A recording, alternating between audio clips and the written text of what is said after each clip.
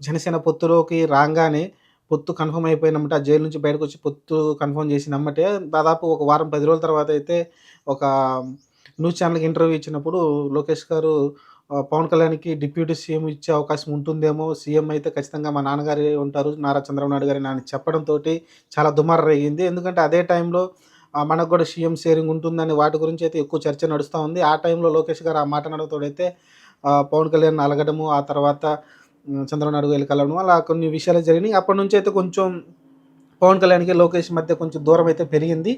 ఆ దూరం కొంచెం ఇక్కడ ఇంకా క్లియర్‌గా కనిపించింది. ప్రజాగళ సభలో అయితే కొంచెం వాళ్ళిద్దరూ అసలు కలిసినట్టు కూడా నాకు కనిపించలేదు ఎక్కడ కూడా పవన్ కళ్యాణ్, లోకేష్ గారైతే.